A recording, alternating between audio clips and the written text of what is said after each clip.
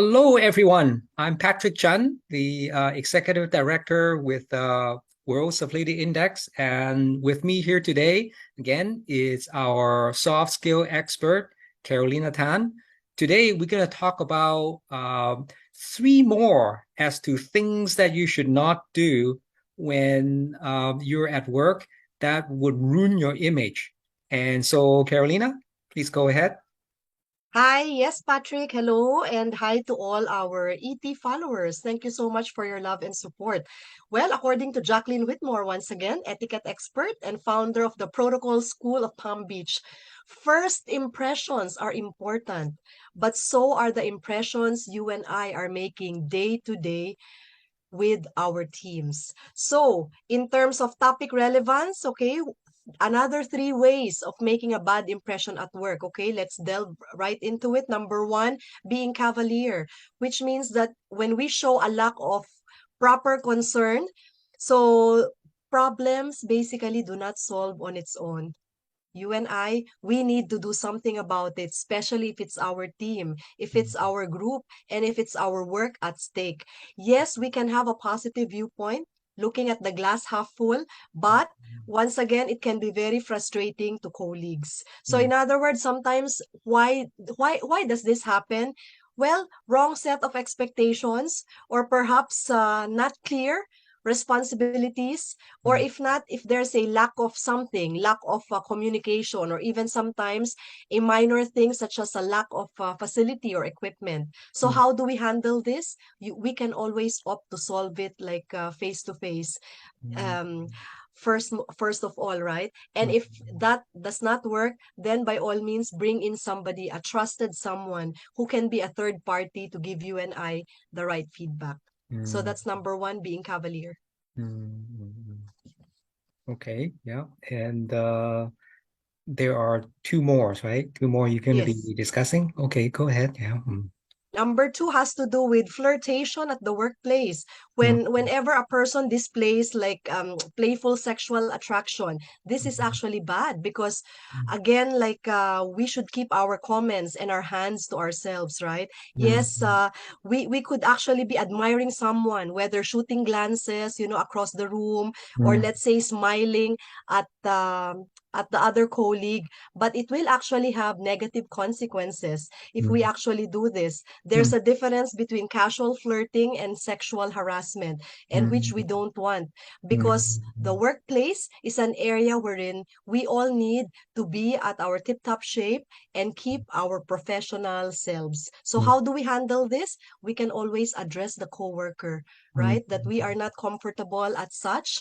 We mm, can always focus on the act, not exactly the emotions. And as always, for those of us who have significant others, spouses, etc., we can always loop them in the mm, conversation. mm. So that's the second one. It is such a big topic about the fine line between harmless flirting, quote unquote, and sexual harassment, I suppose. What is harmless flirting to one person is sexual harassment to another.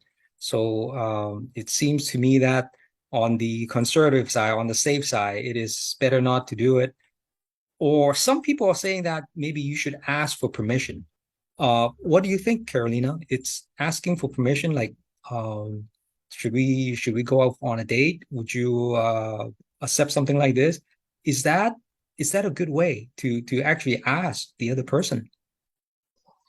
Well, in general, I have this certain rule. When it comes to work, let's not mix personal to professional, or with our professional lives. So it's at best like kept at bay. And not only that, there are no such things as what we call like harmless flirting, because bottom line, it's a big red flag, right? So Mm, we need to keep our senses, and not only that, we should be able to respect like colleagues, co-workers, that we are there to mutually be of help to the mm, team mm, and for the betterment of work. So as long as we are able to keep that air and environment, then by all means, it's a better way to keep the momentum going, mm, as far as work is concerned. But mm, of course, like maybe on a social on a social note, Mm. Like perhaps if it's At within a the park. parameters of a company event, Mm. then by all means a permission should be okay and welcome. But then Mm. again, one should not take it personally if the colleague actually turns you down. It's really rejected. Yeah, yeah, I know. Yeah, that's it's hard to take, but it's part of life if we want to work together and still get along. Yes. Okay. Exactly.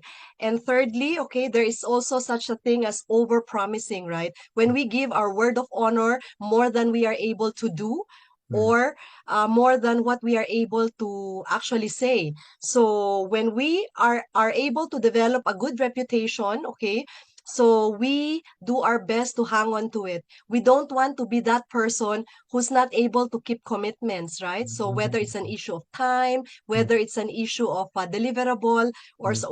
or something else. So Mm. in other words, we can all be realistic with our goals. Mm. So if there's a need to update, to adjust, then by all means we do so. By Mm. the way, do you know that there's another noteworthy benefit, okay, of keeping a work or a positive attitude at work? And Oh. that has to do with, okay, Mm. displaying what we call our emotional intelligence. So Mm. once again, it's a very important component of soft skills that Mm. once we are able to um, demonstrate and exhibit this, so Mm. we are able to show that we are a tenacious, okay, a Mm. determined person, and also we are one who appreciates, diversity of people in the workplace. Mm. I think that brings back to point number one. Number one and number three to me are kind of related. Like you want to show that you're a gentleman or lady. And number three is that you want to keep your promises. And I find that sometimes just by having a thank you or a small kind of text that we can send one another, it makes a big difference.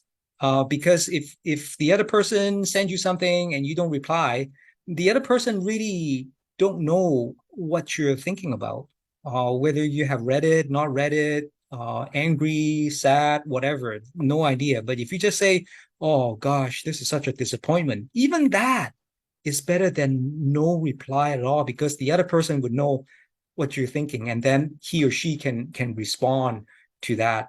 And I think that is part of the promise too. When you work with somebody, the unwritten promise, to me anyway, the unwritten promise is that you communicate with that person as your team member.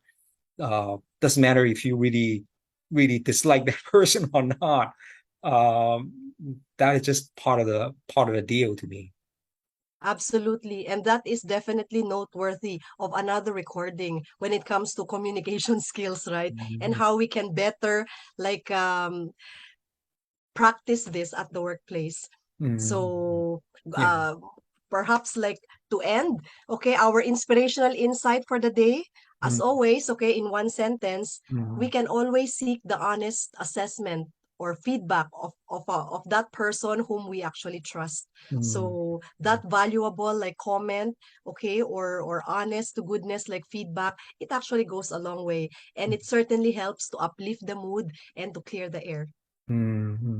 Yeah, so communication. It sounds so simple, it sounds so easy, we all speak English, so how hard could it be? So but it turns out that sometimes IT, for example, they never see eye to eye with marketing or salespeople. So that's an inherent cats and dogs. But sure enough, we have more to talk about, but I think this is enough for this week. So we'll chat again soon. Thank you. Thank you. Bye. Bye bye.